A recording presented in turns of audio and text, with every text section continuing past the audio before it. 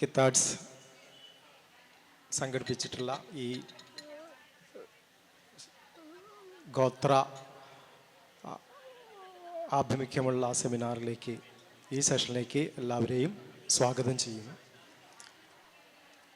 ഗോത്ര അനുഷ്ഠാനങ്ങളും അതുപോലെ തന്നെ അതിൻ്റെ ബ്രാഹ്മണ്യ കലർപ്പുകളെയും കുറിച്ചിട്ടാണ് ഈ സെഷനിൽ നമ്മൾ സംസാരിക്കുന്നത്. ഒരുപക്ഷെ ഇന്ത്യ സ്വതന്ത്രമാകുന്ന സമയത്ത് തന്നെ ഇന്ത്യക്കകത്ത് ജീവിക്കേണ്ടതിനെക്കുറിച്ചുള്ള ഏറ്റവും വലിയ ആശങ്ക പ്രകടിപ്പിച്ചിട്ടുള്ള വലിയ ജനവിഭാഗമെന്ന് പറയുന്നത് ഗോത്ര ജനത തന്നെയാണ്. ജയ്പാൽ സിംഗ് മുണ്ടയുടെ നേതൃത്വത്തിലുള്ള വലിയൊരു വിഭാഗം അവർ ഇന്ത്യയിൽ ജീവിക്കേണ്ടതിനെക്കുറിച്ചുള്ള ആശങ്ക പ്രധാനമായിട്ടും രണ്ട് രീതിയിലാണ് ഉന്നയിക്കുന്നത്. ഒന്ന്, അവരുടെ ആചാരങ്ങളും അനുഷ്ഠാനങ്ങളും അതുപോലെ നിലനിർത്തിക്കൊണ്ട് ആധുനികമായ ഒരു പൗരസമൂഹമായിട്ട് വികസിക്കാൻ കഴിയുമോ എന്നുള്ളൊരു ആശങ്കയാണ് അവർ മുന്നോട്ട് വയ്ക്കുന്നത്. അതുപോലെ തന്നെ ഇന്ത്യയിൽ മറ്റ് ജനവിഭാഗങ്ങളോടൊപ്പം തന്നെ ഇടകലർന്നുകൊണ്ട് അവരുടെ വിശ്വാസങ്ങളെയും ആചാരങ്ങളെയും അതുപോലെ തന്നെ അവരുടെ ജനാധിപത്യ സംവിധാനങ്ങളെയും ഒക്കെ തന്നെ രൂപപ്പെടുത്തിയെടുക്കാൻ പറ്റുമോ, ഭാവിയിൽ രൂപപ്പെടുത്തിയെടുക്കാൻ പറ്റുമോ എന്നുള്ളൊരു ആശങ്കയും അവർ മുന്നോട്ട് വയ്ക്കുന്നുണ്ട്. ഈ ആശങ്ക ഏറ്റെടുത്തുകൊണ്ടാണ് ജവഹർലാൽ നെഹ്റു ഇന്ത്യയിലെ ഗോത്ര വർഗ മേഖലകളിലുടനീളം സഞ്ചരിക്കുന്നത്.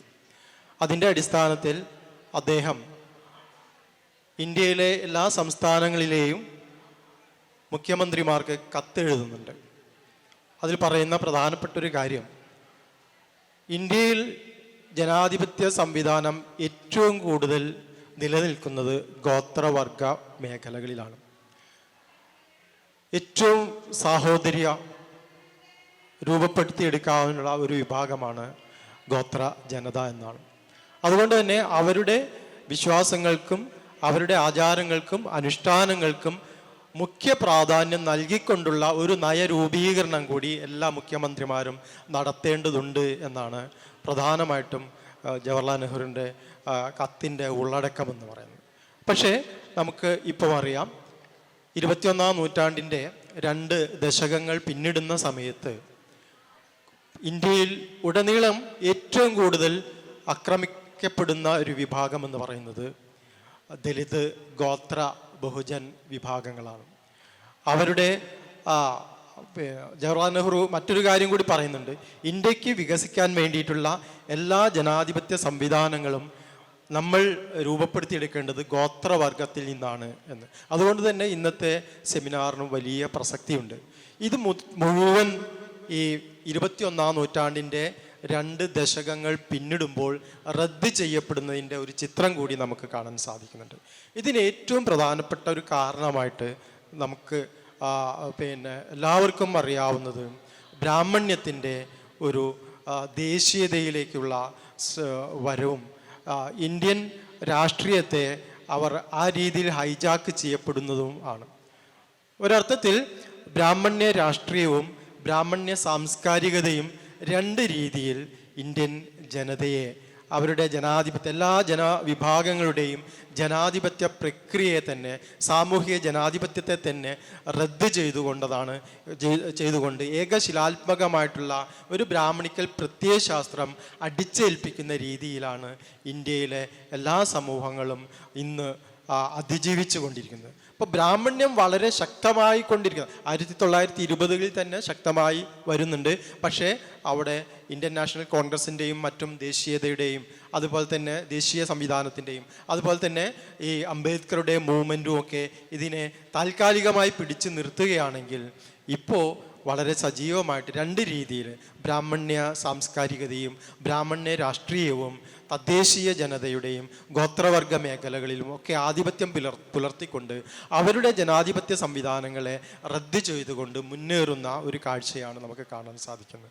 ഈ അർത്ഥത്തിൽ ഈ ബ്രാഹ്മണ്യ സംസ്കാരവും രാഷ്ട്രീയവും രണ്ട് രീതിയിലും പൊതുബോധത്തെ തന്നെ നിയന്ത്രിക്കുകയും ആ അർത്ഥത്തിൽ ക്ഷേത്രകേന്ദ്രീകൃതമായിട്ടുള്ളൊരു വ്യവഹാരത്തിൽ ഊന്നിക്കൊണ്ട് തന്നെ അവരുടെ രാഷ്ട്രീയം കൂടി രൂപപ്പെടുത്തി എടുക്കാനുള്ള ശ്രമമാണ് നടക്കുന്നത്. അതിൻ്റെ പ്രകടിതമായ ഒരു രൂപമായിരുന്നു ഒരർത്ഥത്തിൽ അയോധ്യയിലെ ഈ രാമക്ഷേത്രം നിർമ്മാണം തന്നെ. അതായത് ബാബരി മസ്ജിദിൻ്റെ തകർച്ച ഒരർത്ഥത്തിൽ ഈ ബ്രാഹ്മണ്യ സാംസ്കാരികതയും ബ്രാഹ്മണ്യ രാഷ്ട്രീയത്തിൻ്റെയും ഉയർത്തെഴുന്നേൽപ്പിൻ്റെയും അതിൻ്റെ സ്ഥാപനവൽക്കരണത്തിൻ്റെയും ഒരു സാധ്യതയായിട്ടാണ് നമ്മൾ കാണേണ്ടത്. ഈ സാധ്യതയ്ക്കെതിരെയുള്ള നിരന്തരമായിട്ടുള്ള ചലനാത്മകമായിട്ടുള്ള പ്രതിരോധങ്ങളാണ് ഗോത്രവർഗ മേഖലകളിൽ നിന്നും ദലിത് ബഹുജൻ മേഖലകളിൽ നിന്നും വരുന്നത്. ഇതിനോട് ശ്യാംകുമാർ മാഷ് എങ്ങനെയാണ് പ്രതികരിക്കുന്നത്? ആദരണീയനായ രവി മാഷ്, ഏറെ പ്രിയമുള്ളവരെ, ഇത്തരമൊരു പരിപാടിയിലേക്ക് ക്ഷണിച്ചതിനുള്ള കൃതജ്ഞത കൃത്താട്സിനോട് ആദ്യമേ തന്നെ രേഖപ്പെടുത്തട്ടെ. ബ്രാഹ്മണ്യം നമ്മുടെ സമൂഹത്തിൽ നിലനിൽക്കുന്നത് പ്രധാനമായും രവിമാഷ് ഇവിടെ സൂചിപ്പിച്ചതുപോലെ സാംസ്കാരികമായ ഒരു പിടിമുറുക്കലിലൂടെയാണ് ബ്രാഹ്മണ്യം അതിശക്തമായി സമൂഹത്തിൽ പടർന്നു പിടിക്കുന്നത്. അത് ഗോത്ര അനുഷ്ഠാനങ്ങളിൽ, ഗോത്ര ജനതയിൽ അതെങ്ങനെയാണ് സ്വാധീനം ചെലുത്തിക്കൊണ്ടിരിക്കുന്നത് എന്നുള്ളതാണ് വളരെ കുറഞ്ഞ സമയത്തിനുള്ളിൽ നമ്മളിവിടെ ചർച്ച ചെയ്യാൻ ലക്ഷ്യമിടുന്നത്. പ്രാചീനമായ ആചാര അനുഷ്ഠാനങ്ങൾ കൊണ്ട് സമ്പന്നമാണ് ഗോത്ര സമൂഹമെന്ന് ഉള്ള കാര്യം നമുക്കറിയാവുന്നതാണ്. പിൽക്കാലത്ത് ബ്രാഹ്മണികമായ ആചാരാനുഷ്ഠാനങ്ങളിൽ കാണുന്നത് പോലെയുള്ള ഭീമമായ ചെലവുകളോ സങ്കീർണമായ ആചാര അനുഷ്ഠാന പദ്ധതികളോ ആദിവാസി ഗോത്ര ജനതയുടെ ആചാരാനുഷ്ഠാനങ്ങൾ നമുക്ക് കാണുവാൻ സാധ്യമല്ല. തന്നെയുമല്ല, ഇത്തരം ആചാരാനുഷ്ഠാനങ്ങൾ ബ്രാഹ്മണികമായ പുരാണ പാഠ പാരമ്പര്യങ്ങൾ നോക്കിയാൽ അറിയാം, അത്തരം ആചാര അനുഷ്ഠാനങ്ങളെല്ലാം ബ്രാഹ്മണ്യ പൗരോഹിത്യത്തിന് മേധസ് വർദ്ധിപ്പിക്കാൻ ഉതകം വിധം ക്രമീകരിച്ചിട്ടുള്ളതും ചിട്ടപ്പെടുത്തിയിട്ടുള്ളതുമാണ് എല്ലാ തരത്തിലുള്ള ബ്രാഹ്മണിക അനുഷ്ഠാനങ്ങളും. പക്ഷേ ആദിവാസി ഗോത്ര ജനതകൾക്കിടയിൽ നിലനിൽക്കുന്ന ഇത്തരം വിശ്വാസ പാരമ്പര്യങ്ങൾ സൂക്ഷ്മമായി പരിശോധിച്ചാൽ, പ്രത്യേകിച്ച് ഗദ്ദിക എന്ന് പറയുന്ന ഒരു ചടങ്ങ് മാത്രം പരിശോധിച്ചാൽ അറിയാം, അത് മുഴുവൻ സമൂഹത്തിൻ്റെയും നന്മയ്ക്ക് വേണ്ടിയാണ് ആ ഗദ്ദിക എന്ന് പറയുന്ന ചടങ്ങ് നടത്തപ്പെടുന്നത് തന്നെ. പക്ഷേ നോക്കൂ, ഇതിഹാസ പുരാണ പാഠപാരമ്പര്യങ്ങൾ എടുത്ത് പരിശോധിച്ചാൽ മുഴുവൻ സമൂഹത്തിനും ഗുണം വരുന്ന ഒരു ചടങ്ങ് പോലും അതിൽ കാണാൻ കഴിയില്ല. യാഗമെന്ന് പറയുന്നത് ബ്രാഹ്മണർക്ക് വേണ്ടി മാത്രമാണ്, ക്ഷത്രിയരുടെ ഭരണക്രമം ഉറപ്പിക്കുന്നതിന് വേണ്ടിയാണ്. സമൂഹ നന്മയ്ക്കുള്ള, സമൂഹത്തിലെ എല്ലാ ജനവിഭാഗങ്ങൾക്കും ഗുണം വരുന്ന ഒരു ചടങ്ങ് പോലും ഗാംഭീര്യമാർന്നത് എന്ന് വ്യാഖ്യാനിക്കപ്പെടുന്ന പുസ്തകങ്ങളിൽ ഇല്ല എന്നുള്ളതാണ് ശ്രദ്ധിക്കേണ്ട ഒരു അവസ്ഥാവിശേഷം. യഥാർത്ഥത്തിൽ കഴിഞ്ഞ കുറേ കാലങ്ങളായി കേരളത്തിലും വിശേഷിച്ച് ഇന്ത്യൻ ഉപഭൂഖണ്ഡത്തിലാകമാനം ആദിവാസി ഗോത്ര ജനതയുടെ ആചാരാനുഷ്ഠാനങ്ങൾ ബ്രാഹ്മണവൽക്കരിക്കപ്പെട്ടുകൊണ്ടിരിക്കുന്നു എന്നുള്ളതാണ് സുപ്രധാനമായൊരു മാറ്റം. അതിലൊന്ന് ഒഡീഷയിലെ പുരി ജഗന്നാഥ ക്ഷേത്രം. ഇന്ത്യയിലെ വളരെ വലിയ രീതിയിൽ അറിയപ്പെടുന്ന ക്ഷേത്രമാണ്. പക്ഷേ പഠനങ്ങളിലൂടെ കടന്നു പോകുമ്പോൾ നമുക്ക് മനസ്സിലാകുന്നത് പ്രോട്ടോ ആസ്ട്രലോയിഡ് ട്രൈബായ ശബരരെ ആരാധിച്ചിരുന്ന ഒരു ദൈവമായിരുന്നു യഥാർത്ഥത്തിൽ പുരിയിലെ ജഗന്നാഥൻ. അപ്പോൾ ശബരരെന്ന് പറയുന്ന ഗോത്രവിഭാഗം തടിയിൽ തീർത്ത ഒരു പ്രതിമയാണ് ആരാധിച്ചിരുന്നത്. ഈ പ്രതിമയെ ഒഡീഷയിലേക്ക് അധിനിവേശം നടത്തിയ ബ്രാഹ്മണർ എന്ത് ചെയ്തു? അവരുടെ മൂർത്തിയാക്കി ഈ ശബരരുടെ ദൈവത്തെ മാറ്റുകയും അങ്ങനെ ശബരരുടെ ആരാധനാമൂർത്തിയായിരുന്ന കിത്തുങ് എന്ന് പറയുന്ന ദൈവം പുരുഷോത്തമ നാരായണനായി രൂപം മാറി. 8-ാം നൂറ്റാണ്ടിൽ രചിക്കപ്പെടുന്ന ബാണഭട്ടൻ്റെ കാദംബരി, ഹർഷചരിതം മുതലായ ഗ്രന്ഥങ്ങളിൽ ഭദ്രകാളിയെ ആരാധിക്കുകയും ഭദ്രകാളിക്ക് മത്സ്യവും മാംസവും അർപ്പിക്കുന്ന ശബരരെ പറ്റി ബാണഭട്ടൻ്റെ കൃതികളിൽ വളരെ വിപുലമായ പരാമർശം കാണാം. പക്ഷേ ഇന്ന് എന്തായി മാറി? ഇന്ന് ഭദ്രകാളിയെ ആരാധിക്കേണ്ട ഒരു ബ്രാഹ്മണരാണ് എന്ന നിലയിലേക്ക് കാര്യങ്ങൾ മാറി മറിഞ്ഞു എന്നുള്ളതാണ്. അപ്പോൾ ഇത് നമ്മുടെ സമൂഹത്തിൽ വളരെ ആഴത്തിൽ ഇത്തരം കാര്യങ്ങൾ നടക്കുന്നുണ്ട്. പ്രത്യേകിച്ച് അടിയരുമായി ബന്ധപ്പെട്ട ഒരു കാര്യം ഇവിടെ പരാമർശയോഗ്യമാണ്. അത് തിരുനെല്ലി അമ്പലവുമായി ബന്ധപ്പെട്ടാണ്. അപ്പോൾ അടിയരുടെ സ്വപ്നത്തിൽ ഉയർന്നു വന്ന ഒരു അമ്പലമാണ് തിരുനെല്ലി അമ്പലം. പക്ഷെ തിരുനെല്ലി അമ്പലം എങ്ങനായി മാറി? അതുപോലെയാണ് ബ്രഹ്മഗിരി മലയുടെ ദൈവമായ ജോഗിയച്ഛൻ എന്ന സങ്കല്പം. ഇതുപോലെ നമുക്കറിയാത്ത എത്രമാത്രം ദൈവങ്ങൾ, ഇത്താഗിരി, ഭരണദേവൻ, ഇങ്ങനെ ഇടത്തപ്പൻ തുടങ്ങിയ എത്രയോ ദൈവങ്ങൾ ആദിവാസി ജനങ്ങൾക്കിടയിലുണ്ട്. ഈ ദൈവസങ്കല്പങ്ങളെ, പ്രത്യേകിച്ച് അടിയറുടെ ഇടയിൽ, ആദിവാസികൾക്കിടയിൽ നിലനിൽക്കുന്ന ഇത്തരം ദൈവസങ്കല്പങ്ങൾ അടുത്തിടെയായിട്ട് വലിയ രീതിയിലുള്ള മാറ്റങ്ങൾക്ക് ഇടവന്നുകൊണ്ടിരിക്കുന്നു എന്നുള്ളതാണ്. അതിലൊന്ന്, മുമ്പ് ആദിവാസികൾക്കിടയിൽ ഉണ്ടായിരുന്ന ദൈവം, ആ ദൈവം ഇന്ന് ശിവനായി രൂപം മാറി എന്നുള്ളതാണ്. ആദിവാസികൾക്കിടയിൽ ഉണ്ടായിരുന്ന ചില ദൈവസങ്കല്പങ്ങൾ ഇന്ന് ശിവൻ എന്ന് പറയുന്ന സങ്കല്പത്തിലേക്ക് രൂപം മാറി. അപ്പോൾ ആദിവാസി മലനിരകളിൽ ഉണ്ടായിരുന്ന പല പ്രമുഖമായ ശിവക്ഷേത്രങ്ങളും ഇന്ന് കൊടിമരം അവിടെ സ്ഥാപിക്കുന്നു. ആ കൊടിമരം എന്ന് പറയുന്ന സങ്കല്പം ഈ കുണ്ടലിനി എന്ന് പറയുന്ന സങ്കല്പമായിട്ട് മാറ്റപ്പെടുന്നു. കൊടി ഉയർത്തുക എന്ന് പറയുന്നത് മൂലാധാരത്തിൽ നിന്നും ഈ മണിപൂരകത്തിലേക്ക് കുണ്ടലിനി ശക്തി ഉയർന്നു പൊങ്ങുക എന്നൊക്കെ വ്യാഖ്യാനിച്ചു കൊണ്ടുള്ള പ്രതിഭാസം നമ്മുടെ സമൂഹത്തിൽ വർദ്ധിച്ചു വരുന്നു. അപ്പോൾ ആദിവാസികൾക്കിടയിലുള്ളൊരു ക്ഷേത്രമാണ്, ആദിവാസികളുടെ ആരാധനാമൂർത്തിയാണ്. ആ ആദിവാസികളുടെ ആരാധനാമൂർത്തി എന്താക്കി മാറ്റി? ശിവനാക്കി മാറ്റി എന്നുള്ളതാണ്. ഇത് വളരെ വിപുലമായ രീതിയിൽ ആദിവാസി ഗോത്ര വിഭാഗങ്ങൾക്കിടയിൽ നിലനിൽക്കുന്ന ആചാരാനുഷ്ഠാനങ്ങൾ ബ്രാഹ്മണവൽക്കരിക്കപ്പെടുന്നു എന്നുള്ളതാണ്. ഇപ്പം അടിമമക്ക എന്ന് പറയുന്ന CK ജാനുവിൻ്റെ ആത്മകഥ പരിശോധിച്ചാൽ ഇത്തരത്തിൽ ദൈവങ്ങൾ, ആദിവാസി ദൈവങ്ങൾക്കൊരു വലിയ മാറ്റം ഉണ്ടാകുന്നതിനെപ്പറ്റി CK ജാനു ആത്മകഥയിൽ എഴുതുന്നുണ്ട്. അതിലേറ്റവും പ്രധാനമായിട്ട് അവർ സൂചിപ്പിക്കുന്നത് ആദിവാസി ജനവിഭാഗങ്ങൾക്കിടയിൽ കൃഷ്ണനും രാമനും ഇടം പിടിച്ചതിനെ പറ്റിയാണ് അവർ സൂചിപ്പിക്കുന്ന ഒരു പ്രധാനപ്പെട്ട സംഗതി.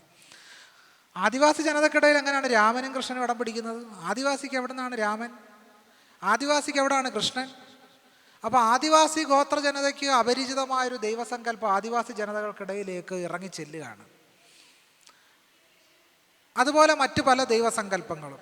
ഇപ്പോൾ ഒരു ഉദാഹരണം പറഞ്ഞാൽ തിരുപ്പുലിയൂർ ഗ്രന്ഥവരി, ആലപ്പുഴ ജില്ലയിലെ ചെങ്ങന്നൂരിനടുത്തുള്ള തിരുപ്പുലിയൂർ ക്ഷേത്രവുമായി ബന്ധപ്പെട്ട തിരുപ്പുലിയൂർ ഗ്രന്ഥവരി.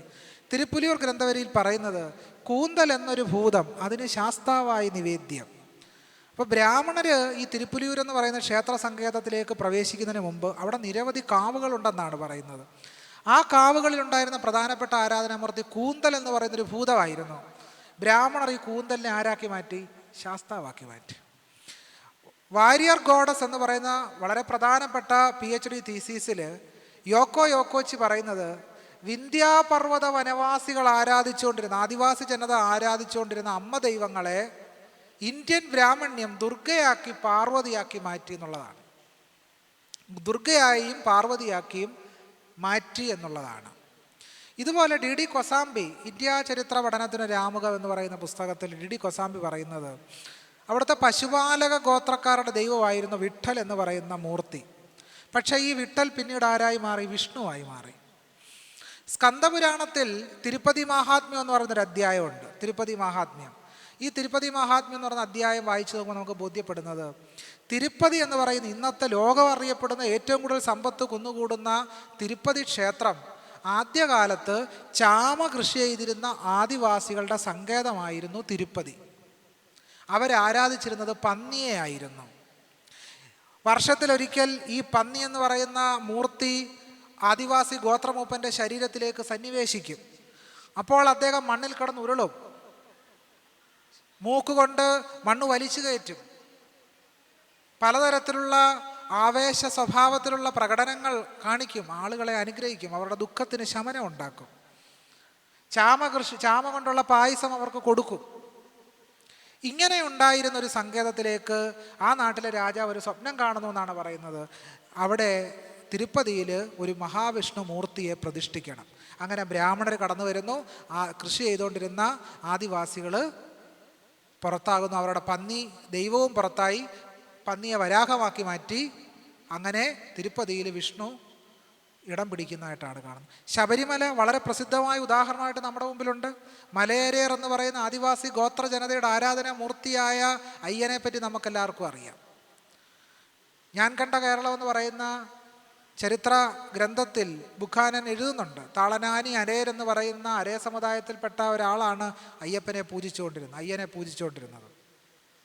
അങ്ങനെ അവിടെ നിന്നും ആദിവാസികളുടെ ആരാധന അനുഷ്ഠാനങ്ങളും എല്ലാം സമ്പൂർണമായും ശബരിമലയിൽ നിന്ന് പടി ഇറക്കി അതിനെ മറ്റൊന്നാക്കി മാറ്റിയെടുത്തു.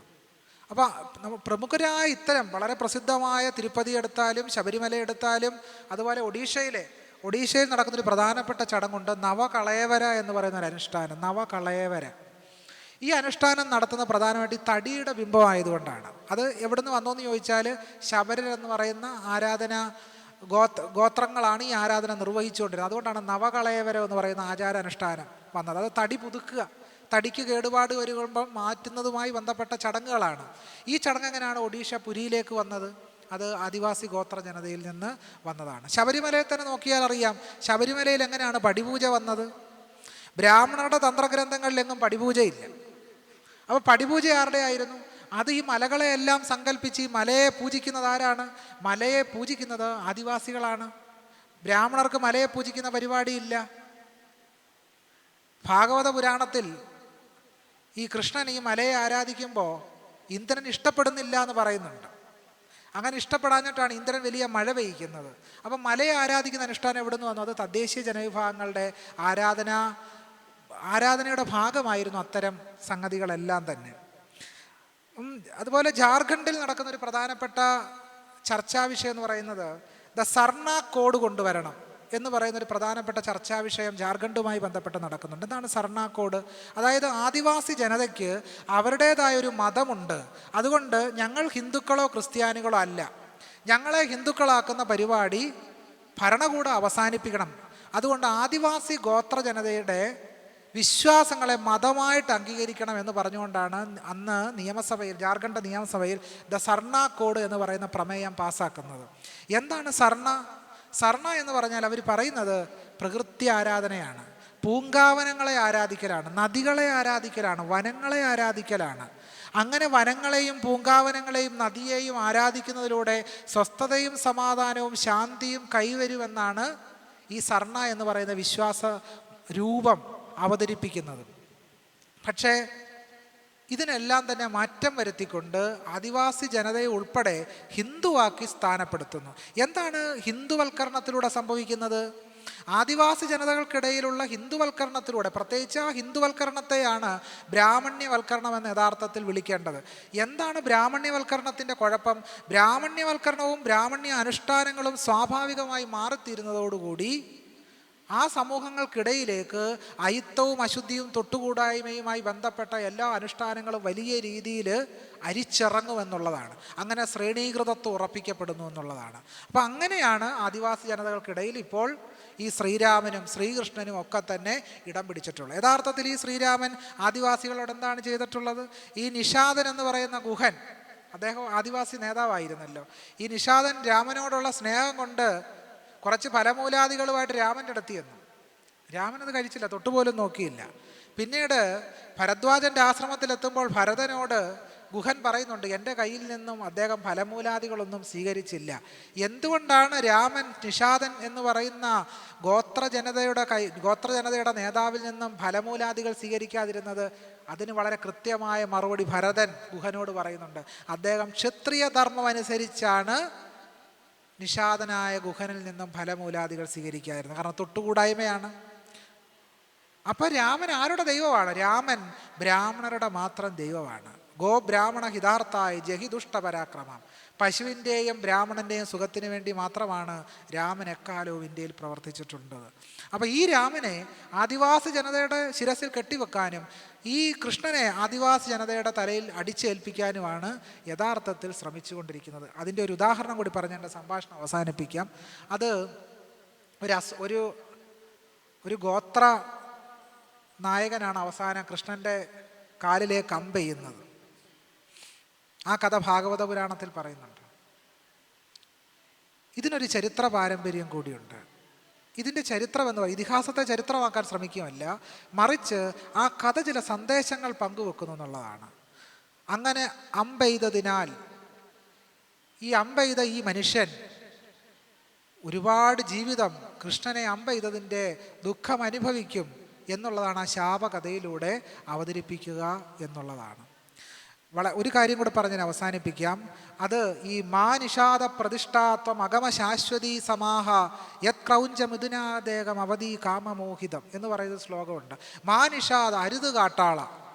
അപ്പോൾ ഇത് ഇന്ത്യ മുഴുവൻ, പ്രത്യേകിച്ച് മലയാളികളുടെ സാംസ്കാരിക സംഘടനകളുടെ പേര് പോലും മാ നിഷാദ എന്നായിരുന്നു, അരുത് കാട്ടാള. ഇതാരോടാണ് നമ്മൾ പറയുന്നത്? നമ്മളിപ്പോൾ ഗോത്ര ഫെസ്റ്റിവൽ നടത്തുകയാണ്, പക്ഷേ നമ്മൾ അറിയാതെയോ മാ നിഷാദ പറയും. മാ നിഷാദ, അരുത് കാട്ടാള. അദ്ദേഹത്തിൻ്റെ നിത്യജീവിത വ്യവഹാരങ്ങളുടെ ഭാഗമായിട്ടാണ് പക്ഷികളെ കൊന്നത്. അതായിരുന്നു വാൽമീകിയുടെ ഏറ്റവും വലിയ ദുഃഖം. വലിയ ഹിംസ നടന്നു എന്നുള്ളതാണ്. യത് ക്രൗഞ്ചം ഇതിനാദേകം അവധി കാമമോഹിതം. കാമമോഹിതം, മോഹിച്ചുകൊണ്ട്, കാമം കൊണ്ട്, ആഗ്രഹം കൊണ്ട് കാട്ടാളൻ പക്ഷികളെ വധിച്ചു എന്നാണ് പറയുന്നത്. അദ്ദേഹം ആഗ്രഹം കൊണ്ടൊന്നുമല്ല, വിശപ്പിന് വേണ്ടിയാണ്. അത് വനത്തിൽ പിന്നെ ആപ്പിൾ ഓറഞ്ചും കൃഷിയൊന്നുമില്ല, സാമ്പാർ വെക്കാൻ പച്ചക്കറി കൃഷിയില്ല കാട്ടിൽ അന്നത്തെ നിലയ്ക്ക്. പിന്നെന്താണ് മാർഗം? പക്ഷി മൃഗാദികളെ കൊല്ലും. അത് രാമനും കൃഷ്ണനും അത് തന്നെ ചെയ്തിട്ടുള്ളൂ. പക്ഷെ ഇവിടുത്തെ പ്രശ്നം എന്താണെന്ന് ചോദിച്ചാൽ, ഇവിടെ ആദിവാസി ജനതയെ പ്രതിസ്ഥാനത്ത് നിർത്തിക്കൊണ്ട് മറ്റൊരു ആഖ്യാനത്തിന് പ്രാമുഖ്യം കൽപ്പിച്ച് അതിനെ വാൽമീകി ഉയർത്തിക്കാട്ടുന്നു. പക്ഷെ വാൽമീകി രാമായണത്തിൽ മാനിഷാദ എന്ന് പറയുന്ന വാൽമീകി ജാതിഹിംസക്കെതിരായി ഒരു വാചകം പോലും വാൽമീകി രാമായണത്തിൽ എഴുതിയിട്ടില്ല. ഈ ജാതിഹിംസ പാടില്ല എന്ന് രാമനോട് വാൽമീകി പറയുന്നേ ഇല്ല. ആദിവാസി ജനതയെ പ്രതിസ്ഥാനത്ത് നിർത്തുകയും രാമനെ ഉത്തമ കുലപുരുഷനാക്കുകയും ചെയ്യുന്ന ഇതിഹാസ ഗാംഭീര്യമാണ് നമ്മുടെ സമൂഹത്തിൽ നിലനിൽക്കുന്നത് എന്നുള്ളതാണ്. അപ്പോൾ ഇത്തരമൊരു ഫെസ്റ്റിവൽ ഇവിടെ നടത്തുമ്പോൾ അതിൻ്റെ രാഷ്ട്രീയം വളരെ പ്രസക്തമാണ്. ആ രാഷ്ട്രീയം എന്ന് പറയുന്നത് നമ്മുടെ സമൂഹത്തിൽ വളരെ വേഗത്തിൽ, ആഴത്തിൽ ഈ ബ്രാഹ്മണ്യം പിടിമുറുക്കിയിരിക്കുന്നു. അത് ആചാരാനുഷ്ഠാനങ്ങളായി, വിശ്വാസങ്ങളായി, ഫോട്ടോയായി, ഒരു ചിത്രങ്ങളായി ഒക്കെ നമ്മുടെ മുമ്പ് ഈ ശിവന് പൂണൂലൊന്നും ഉണ്ടായിരുന്നില്ല. പക്ഷെ ഇപ്പോൾ പൂണൂലിട്ട ശിവൻ എല്ലായിടത്തും ഇടം പിടിച്ചിരിക്കുക. ശിവനെ ചണ്ടാളൻ എന്നാണ് ഭാഗവത പുരാണത്തിൽ പറയുന്നത്. അതുപോലെ തന്നെ ഒരു ആദിവാസിയായിട്ട് ശിവൻ പ്രത്യക്ഷപ്പെടുന്നതിനെ സംബന്ധിച്ച് ഭാരവിയുടെ കിരാതാർജുനയത്തിൽ പറയുന്നുണ്ട്. ആദിവാസിയായിട്ടാണ് പ്രത്യക്ഷപ്പെടുന്നത്. പക്ഷെ ഇപ്പോൾ ശിവൻ പൂണൂലിട്ടു. ആയിരമണി വല്യച്ഛൻ എന്ന് പറയുന്ന മലയാളിയുടെ തദ്ദേശീയ ദൈവം ഇപ്പോൾ ശിവനായി മാറി. ഇങ്ങനെ തദ്ദേശീയരുടെ, ആദിവാസികളുടെ ജനതയെ അപഹരിച്ചാണ് ബ്രാഹ്മണ്യം കൊഴുത്ത് തഴുത്ത് വളർന്നുകൊണ്ടിരിക്കുന്നത്. ബ്രാഹ്മണ്യത്തിൻ്റെ ചരിത്രം എന്ന് പറയുന്നത് മോഷണത്തിൻ്റെ ചരിത്രമാണ്. മറ്റുള്ളവരുടെ സംസ്കാരവും ആദിവാസികളുടെയും ദളിതരുടെയും ബഹുജനങ്ങളുടെയും വിജ്ഞാനത്തെയും ഗോത്രാരാധനകളെയും സ്വാംശീകരിച്ചുകൊണ്ടാണ് ബ്രാഹ്മണ്യം ഒരു വലിയ മേധസ്സുള്ള ശരീരമായി നമ്മുടെ സമൂഹത്തെ വിഴുങ്ങിക്കൊണ്ടിരിക്കുന്നത്. അതുകൊണ്ട് ഈ ഒരു വിഷയം ഇപ്പോൾ ചർച്ച ചെയ്യുമ്പോൾ നമ്മുടെ പ്രധാന പരിഗണനയിൽ വരേണ്ടത് ജനാധിപത്യത്തിൻ്റെ ഏറ്റവും വലിയ തടസ്സം എന്താണെന്ന് ചോദിച്ചാൽ, ഇന്ത്യയെ സംബന്ധിച്ച് സംശയരഹിതമായും പറയാൻ കഴിയും, അത് ബ്രാഹ്മണ്യമാണ്. എന്തുകൊണ്ടാണെന്ന് ചോദിച്ചാൽ, അംബേദ്കർ തന്നെ പറയുന്നു, ബ്രാഹ്മണ്യം എന്നാൽ സ്വാതന്ത്ര്യം, സമത്വം, സാഹോദര്യം എന്നിവയുടെ നിഷേധസ്ഥാനമാണ്.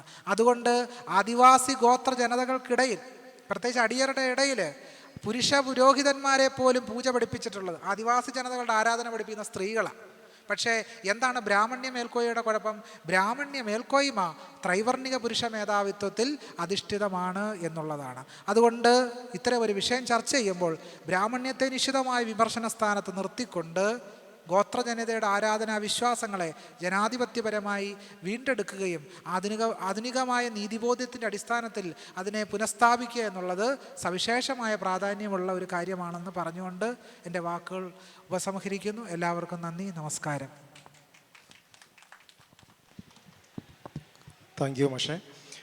ബ്രാഹ്മണ്യത്തിൻ്റെ ഒരു രാഷ്ട്രീയവും അതിലൂടെ സ്ഥാപിക്കപ്പെടുന്നത് ഈ ബഹുജനതയുടെ ദൈവസങ്കല്പനങ്ങളെപ്പോലും ആചാരാനുഷ്ഠാനങ്ങളെപ്പോലെയും സംശീകരിച്ചുകൊണ്ടും ഈ ബ്രാഹ്മണ്യ രാഷ്ട്രീയത്തെ സ്ഥാപിച്ചുറപ്പിക്കുന്ന ഒരു പ്രക്രിയയാണ് ഇന്ത്യയുടെ രാഷ്ട്രീയ ചരിത്രം കൂടി എന്ന് നമ്മൾ തിരിച്ചറിയേണ്ടതുണ്ട്. പക്ഷേ ഈ ദേശീയതയുടെ കാലഘട്ടത്തിൽ നമുക്കറിയാം, അംബേദ്കറെ പോലുള്ള, ഫൂലെയെ പോലുള്ള അവർ മുന്നോട്ട് വെച്ചിട്ടുള്ള അതിശക്തമായിട്ടുള്ള ഒരു രാഷ്ട്രീയമുണ്ടായിരുന്നു, സാമൂഹിക ജനാധിപത്യത്തിൻ്റെ ഇതായിട്ടുള്ള ഒരു രാഷ്ട്രീയം. ആ രാഷ്ട്രീയമാണ് ഈ 21-ാം നൂറ്റാണ്ടിൻ്റെ 2 ദശകങ്ങൾ പിന്നിടുമ്പോൾ റദ്ദ് ചെയ്യപ്പെട്ടുകൊണ്ടിരിക്കുന്നത്. അപ്പോൾ അതിനെതിരെയുള്ള ശക്തമായിട്ടുള്ള പ്രതിരോധങ്ങൾ രൂപപ്പെട്ടു വരേണ്ടതുണ്ട്.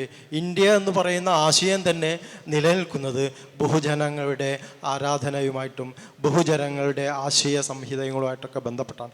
അത് റദ്ദ് ചെയ്യപ്പെടുക എന്ന് പറഞ്ഞാൽ ഇന്ത്യ എന്ന് പറയുന്ന ആശയം തന്നെ ഇല്ലാതാവുക എന്ന് തന്നെയാണ് അർത്ഥം. അപ്പോൾ ഇതുമായി ബന്ധപ്പെട്ടുള്ള ശ്യാംകുമാർ മാഷിൻ്റെ വിലയേറിയിട്ടുള്ള അഭിപ്രായങ്ങളോടും നിങ്ങളുടെ പ്രതികരണമാണ് ഇനി വരേണ്ടത്. അതിനുള്ള അവസരമാണ്. ഒരു 10 മിനിറ്റ് സമയം നമുക്ക് ചോദ്യങ്ങൾ ചോദിച്ചുകൊണ്ട് ഈ സെഷൻ ഇവിടെ അവസാനിപ്പിക്കാമെന്നാണ് വിചാരിക്കുന്നത്.